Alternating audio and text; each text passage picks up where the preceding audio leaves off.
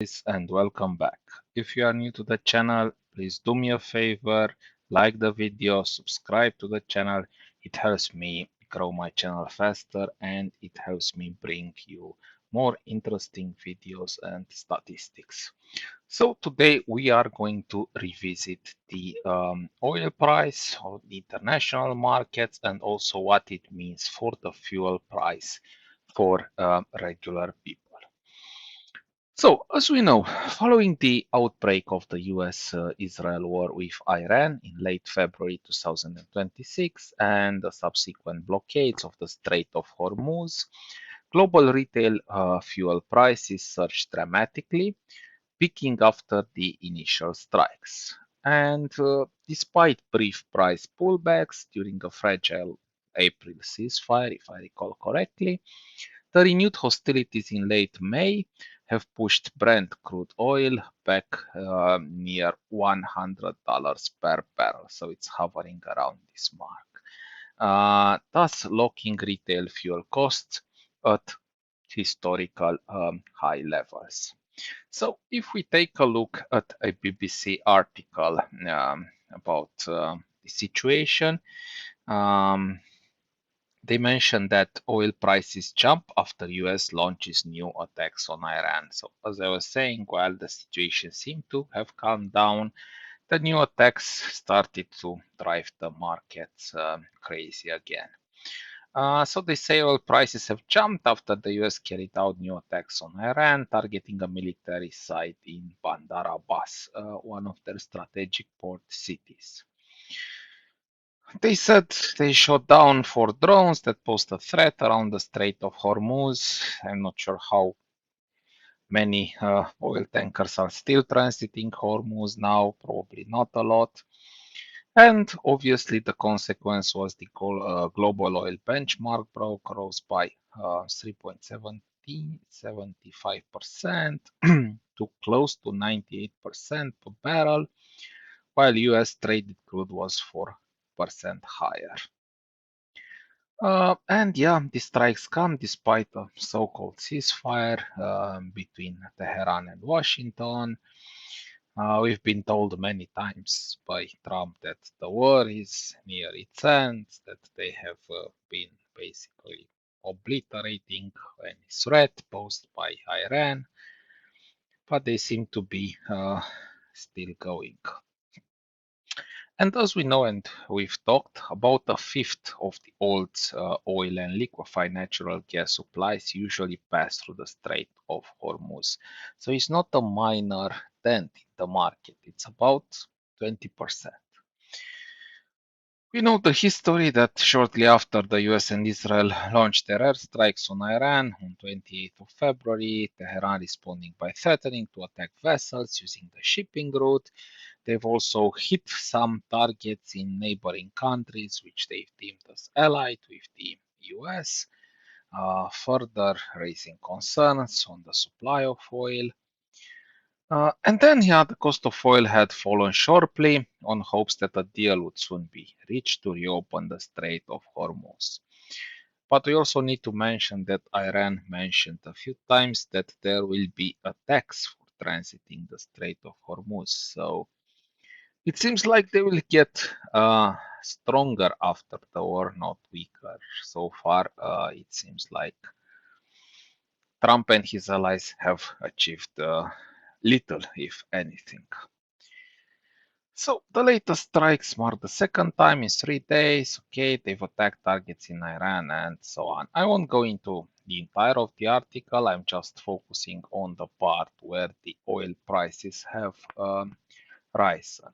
And there's a similar article from Reuters,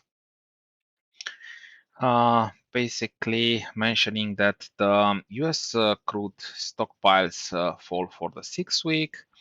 Then Iran's Revolutionary Guard started to retaliate, striking an US airbase, and there were 2 super tankers exiting the strait heading to India and China.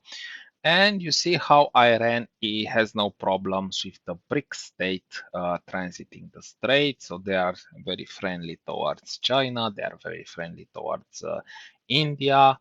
Uh, Russia doesn't need to transit the strait, but if they would, probably they would be very friendly against towards them, and they are taking measures against the countries that they deem to be hostile to them and connected to US and their ally Israel. So it's basically the same. Reuters mentioned that oil prices jumped more than 2% in their different yeah, types of oil. And again, it appears that the trading of airstrikes are now part of the negotiation language. So, not sure if that's a really good negotiation for that so-called master negotiator, Donald Trump, because it seems like after every series of strikes, Iran is retaliating and they are uh, pretty much just stubborn to refuse the US demands. So, going back to our the core of the today's video. So, how the oil prices really affects us, regular people. So, the United States fuel market. Here we see a gasoline spike. So, the retail gasoline prices surged by roughly 45 to 52% compared to pre-war baseline. So roughly it's 50% more expensive. If we talk about the current pump averages,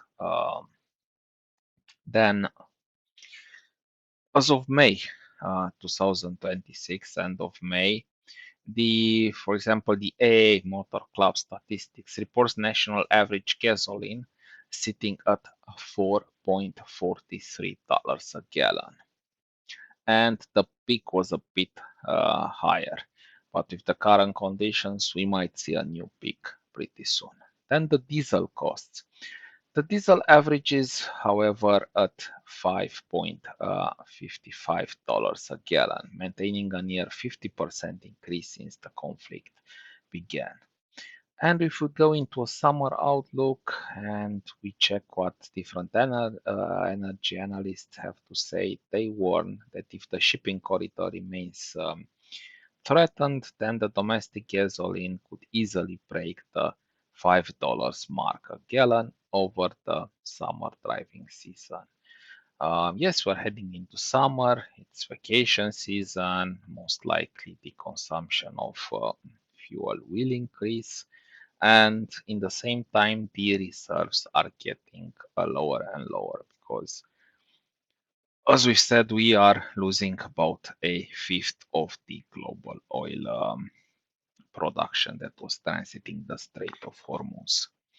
Now, if we go on the European Union fuel market, here we see that diesel outpaces petrol. So the impact on EU consumers have been heavily weighted towards diesel. And the EU average for gas, oil, diesel climbed from about 1.6 euro per liter to more than 2 euro per liter. So it's about 26 towards 30% spike. There were some regional variations, of course, because in EU there's differences from country to country. So prices increased, varied considerably by nation due to local tax structures. Countries with liberalized markets felt rapid immediate shocks, while those with heavy taxes or regulated prices reacted with slower but sustained climbs. Then, since I mentioned vacation starting on jet fuel and aviation, because Europe relied on the Gulf region for roughly half of its jet fuel supply, it's really bad. Aviation fuel cost rapidly doubled, heavily impacting regional airfares. So you can see that in your, let's say, offer from a tourist agency. If you booked a vacation before February or after it, the huge price increase. And the natural gas volatility, of course. So we don't know how this will carry on. We are hoping that we'll see an end of the hostilities soon and an agreement, and hopefully the prices will go down. But until then, please do me a favor, guys, subscribe to the channel and like the video. Thank you.